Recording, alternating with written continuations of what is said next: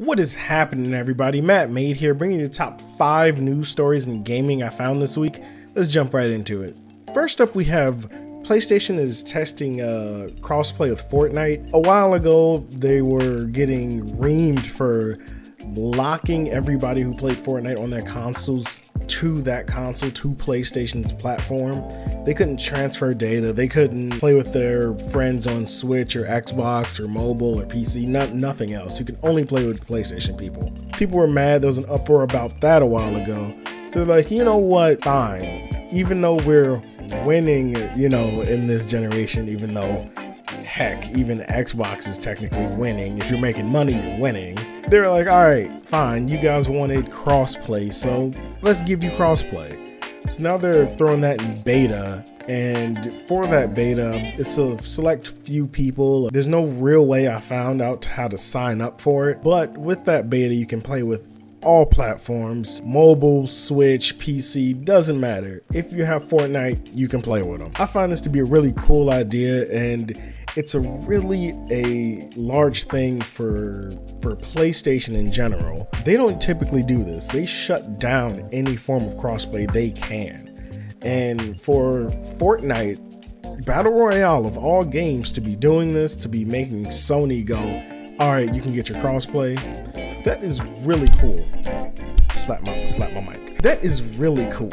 So with this, not only can you play with other people, but you can transfer your data from PlayStation to mobile, and you can carry your character with you wherever you go. I find that to be a really cool idea, and I hope that they implement this on a few other games once they test this out and see that people really like it and enjoy it. Next up, we have more DMC news. Devil May Cry 5 is a huge game. Like, everybody's excited for it. I'm excited for it. But now they're like, hey, there are gonna be some sort of microtransactions in this game, which happened before, technically, and I believe it was Devil May Cry 4 Special Edition.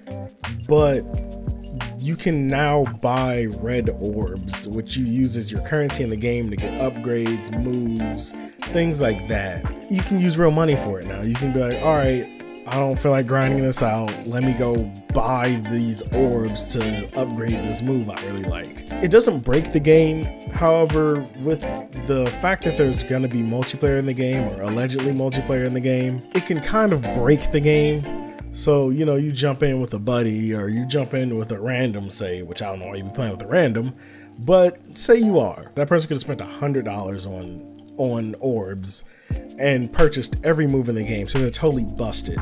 Kind of will ruin the experience for you if it goes that way, which we don't know yet. We don't know if that'll carry over or what form the multiplayer will take. It is a bit worrying that they did it this way and that it was even in the game in the first place. Because if there's a section that feels super hard or super grindy, then you're like, oh, they put this in here for reasons like they want you to spend this money for this microtransaction. They want to get money out of you. Capcom is doing really well right now.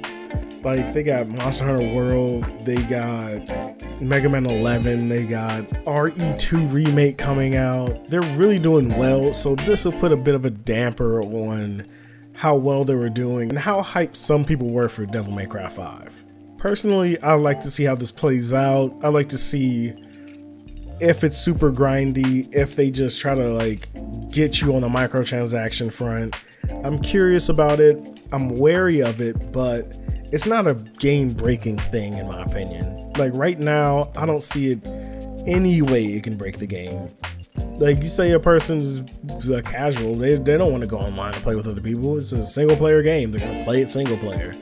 Or, and this will be amazing, Devil May Cry 5 can do multiplayer local. Calling it. Let's do it. Let's go. Make locals great again. Let's go.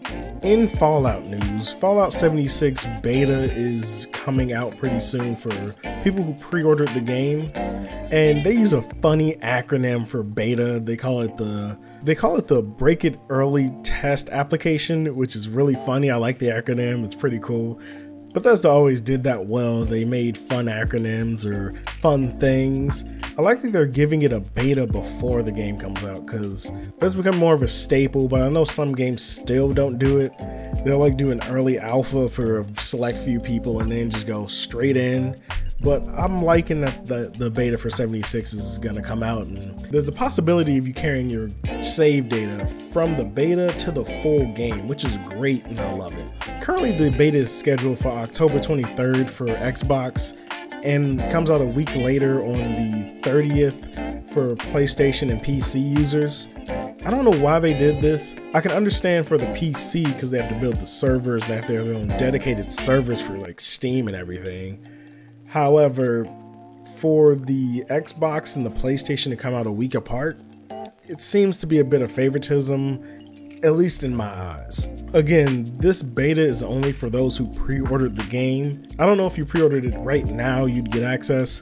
The stipulations on that are really weird and they don't exactly say. Next up, we have more Telltale Games news. Last week and earlier this week, they were talking about how they were gonna close down the studio. Only a few developers stayed behind and work on the Netflix like Minecraft story series that was coming out, and everything else was canned. This left The Walking Dead final season episode 2 as like the finale of the game, which was kind of messed up because they only had 2 episodes left and it was the final season.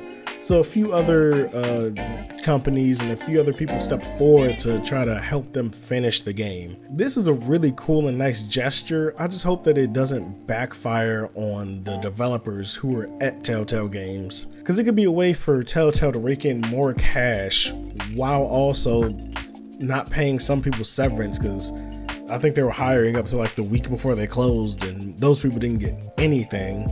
And some of them even moved halfway across the country for this job. So I'll be keeping my eyes on that because I don't want the devs to get screwed, because that would suck. And I don't want Telltale, the management and all of them, to just be making money off of the work and still say the studio's closed, so the devs still get screwed and have to do the work. Aside from that, as of right now, the final season isn't even able to be purchased. They pulled it from Steam, they've pulled it from PS4 and Xbox, and you can download the demo still, but you can't actually purchase the season, which is a smart thing to do since, hey, you don't even know if you're going to be able to finish the season, and it ended at episode 2. Those who got to play it, cool, and there are going to be tons of videos and let's plays and things online from people who own it, which kind of sucks, but given the fact that they don't even know if they're going to finish the final season, it's understandable and it's the right move to do, because you don't want people coming out purchasing the game and thinking they're going to get 4 episodes and they're going to get 2 and the studio's closed. Last up, we have Microsoft is going to do keyboard and mouse support for the Xbox. This is really odd and really strange, considering the fact that hands down, unilaterally, everybody knows that keyboard and mouse are going to be better than a controller. So any type of FPSs, any type of games that require precision accuracy, keyboard and mouse are just going to edge out controller all the time.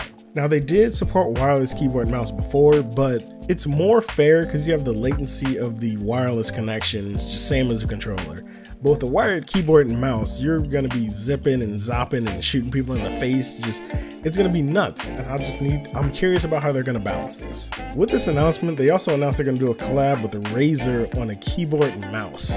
Now, I don't know how this thing is going to look, but if Razer's doing it, it's going to be amazing. Like, I may buy this keyboard and mouse just to have that keyboard and mouse. There currently aren't any type of photos I could find or anything of that nature, but I'm excited for that in particular. A few things I am concerned about are what games are going to implement this and how are they going to implement it. Or is it just going to be keyboard and mouse versus keyboard and mouse? Is it going to be customizable? Is there going to be more latency on keyboard and mouse? How are you going to balance this around games? Like, I don't want to be playing Halo or Gears or something. Do people still play Gears? Do people still play Gears? Anyway, I would like to see how they're going to balance around this. Another thing that could be cool with that is other games that really didn't feel right on a controller could really gain a lot from keyboard and mouse. So games like RTSs and The Sims, I guess, games like that feel really good on a keyboard and mouse but out on a controller can now be ported over to Xbox with ease, and you can still have your keyboard and mouse comfort instead of being awkward with a controller. But those are the top 5 things I found most interesting in gaming this week. Let me know in the comment section down below what you guys think about any or all of these stories. This is a conversation and I just want to hear your thoughts. And don't forget, if you're a fan of gaming, consider striking that subscribe button. This is Mattmade, and I will see you all next week.